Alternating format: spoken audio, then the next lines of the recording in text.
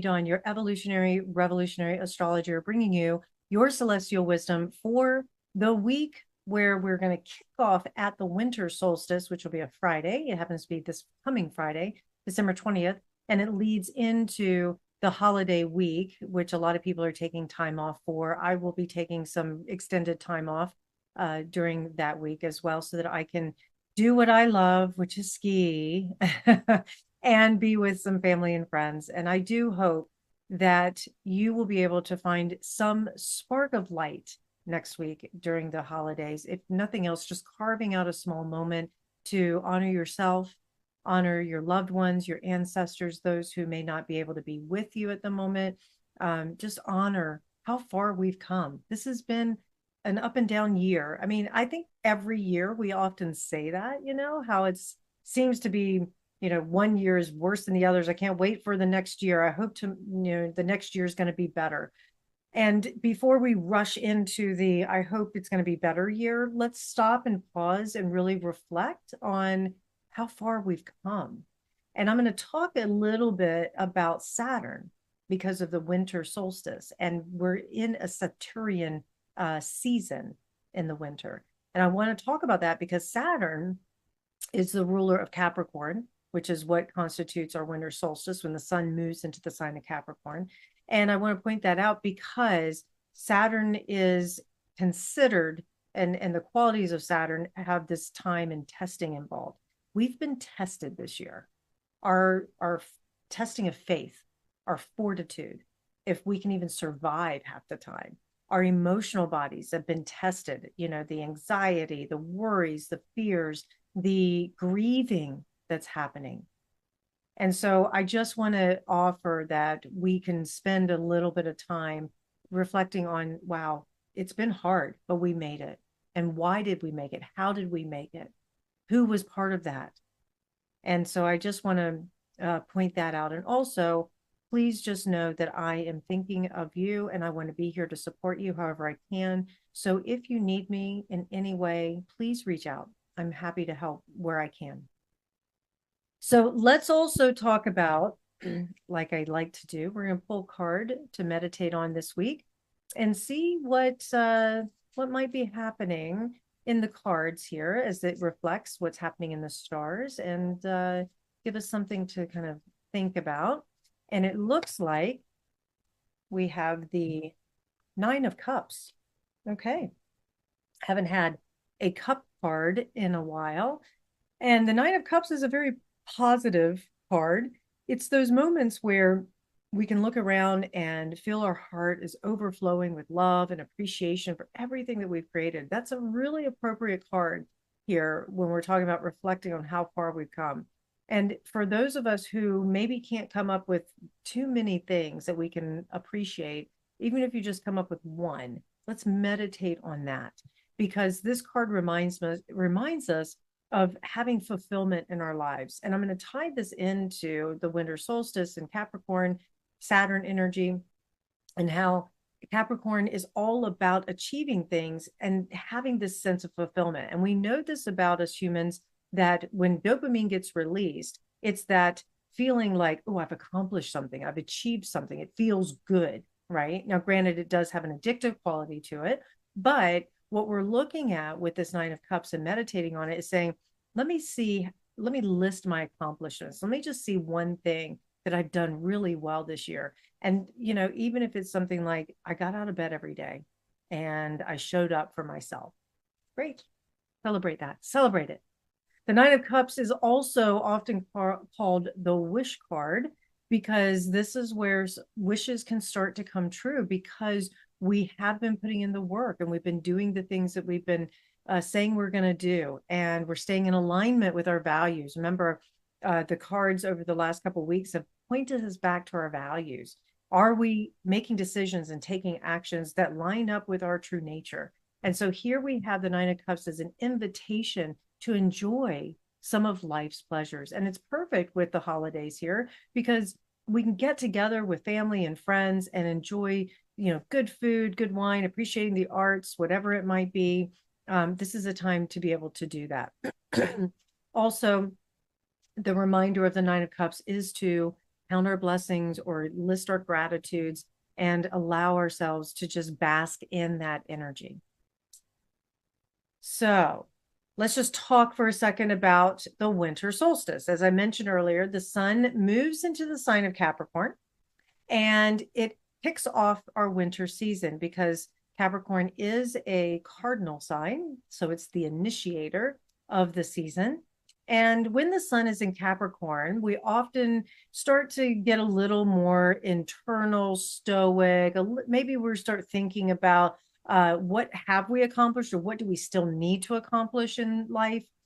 We might get a little more energized by the things that require a little bit more discipline in our lives. So it's a great energy if we're looking back and we're saying, okay, these are things I accomplished. Let me keep doing them. But here's some things that I need to really let go of and take on something that is more beneficial so that I can reach my next level. In mythology, Capricorn was represented by the Greek god Pan or Pan. And Pan was the son of Hermes, often depicted as a man with a head and horns and legs of a goat. So we often think of Capricorn as the goat, but also, and it is, but also Capricorn is the sea goat as well. So we've got water and we've got earth here, very complementary elements with one another. And we have this god Pan, he was called the god of the wild or the shepherds, the hunters, often associated with dancing, partying with the nymphs. Also, some other things that people forget about is that there was lustfulness and eroticism that is associated with Pan. So when we think about Capricorn being all serious and stoic and judgmental, cold, whatever, let's not forget that there's that opposite side also of Capricorn. And Liz Green offers in her book, Saturn, A New Look at an Old Devil, that mythological, psychological view of Saturn, and that Saturn's the most maligned of all astrological symbols. That the face, what we see, is she compares it to like Beauty and the Beast. So the face is of the beast, and we often see that one. And she says, it's recognized, but whose alternate face as the handsome prince is not often considered. However, with both of these, the symbol cannot communicate its meaning, and the interpretation has only a flat and two-dimensional value for the individual. And Saturn also often has this, we would say, is two-faced. And we think of two-faced, we think of, oh, he's going to say one thing to my face and talk bad about me behind my back. But really, two-faced is just that. It's two dimensions. It's two faces. We don't, it's that beast, if you will, which is the discomfort that Saturn's qualities like pain and restriction, discipline, they can seem harsh and unforgiving at times, but that gives us the experience of the beast, but it's the handsome prince of Saturn that comes in afterwards, which is growth and awareness, and that we have a sense of fulfillment, a sense of accomplishment. We're stronger and hopefully wiser, and then we can accomplish more and we can move into the next stage of our evolution, which is where I'm going to point this out. Aquarius is traditionally ruled by Saturn. Now, modern ruler is Uranus, and we associate Aquarius as someone or the qualities as an evolved version of Saturn. And there's evolution there because there's innovation and there's this thinking out of the box, thinking differently, busting through status quo. So here we are, winter solstice from December 20th all the way until February 20th, when we're going to be in the Saturnian energy, right? So the next 30 days or so, 28 and a half days, we're going to be maybe facing some of our pain because we're reflecting on things we didn't get done or we didn't get in our lives that we wanted. And yet we can look at that and say, wait a minute, what have I learned from it? How do I do it differently so that I can evolve, how I can grow? That's in the second part of the Saturn energy. And so this is a beautiful time where I'm going to actually use the winter solstice to do a vision board. I'm not going to do it on New Year's Eve like a lot of people like to do. Nothing wrong one way or the other. But for me, this carries a greater energy to it, a greater oomph to it, to be able to say, this is what I want to manifest, and this is what I want to focus on in the year ahead. And I'm going to kick it off at Saturn, at this gateway of Saturn, which will help me stay disciplined. So, because manifestation does require some focus and discipline, we know that where attention goes, energy flows. You want something. Now, granted, we can't make another person do something. So it's not, sorry, guys, you can't make someone fall in love with you. That's not going to happen. But what you can do is you can show up and say, I want right relationship, and let me line up with that, and let me behave in a certain way that says, here's my boundaries, here's my values, and I'm not compromising. That's that discipline. And then see what lines up when it comes to that relationship, right? So, anyways, I just share all that this winter solstice, it'll come and go just like any other day. But if we can carve out a little bit of time and a little bit of space to really look at what is it that we want to fulfill, and then how do I want to accomplish that? And it's going to take that strength of discipline in order to fulfill it, then we're going to be in that energy for the next few weeks. And it's going to give us, hopefully, an evolved version of where we came from. So you talk about a better year ahead. Yeah, it's relative. How about a more evolved year? That's one that we're going to be looking at, especially now that Pluto is in Aquarius, which we'll talk about every now and again because it's a thing, and there's constant evolution that's happening. As a matter of fact, so one of the gentlemen at the gym that I see very often, where he pulled me aside today and he said, did you hear about the city that is being built on water in the shape of a sea turtle in Saudi Arabia? I was like, no, I did not. But it's a thing. And it's supposed to help with the rising tides. And there's going to be like 600,000 people. I have to research that a little more. But anyways, I share that because that's an evolution. That's a Pluto and Aquarius energy that we're working with as an example. Now, as we move through this winter solstice into more Capricorn energy, we still have Mars retrograding in Leo, and it will stay in Leo for another 2 weeks or so, and then it'll retrograde back into Cancer, which will give us a little bit different flavor. But right now, we're probably still looking at, if I'm setting New Year's resolutions or making a vision board or picking a word for the year or whatever it might be, that we may look at, where have I still not fulfilled my heart's desire? And just keep coming back. What's my intention? Why do I want that so much? What is it? Does it really serve me? Does it really push me to that next level? So moving into the following week, when we have Christmas Eve, there's not a lot of activity next week, to be honest with you, with Christmas and everything, astrologically anyways. We've got a Saturn-Jupiter square Christmas Eve, and we've got a Mercury-Jupiter opposition the day after Christmas. So there's going to be a little bit of energy that's there, but I don't know that it will necessarily throw us completely off kilter unless we, unless we go unconscious, so to speak.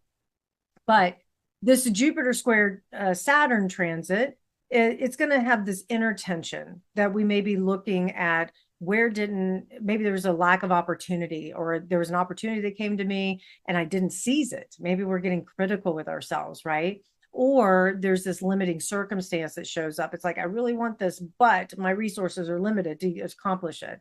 It's also possible that our judgment might be impaired. So please be very, very cautious the Monday and Tuesday leading up to Christmas Day. Be very cautious about what you say, how you do things. Watch if you are imbibing a little bit on some eggnog or glug or whatever your holiday drink might be. Just be aware that that can also impair you, which does have a tendency to also impair our judgments.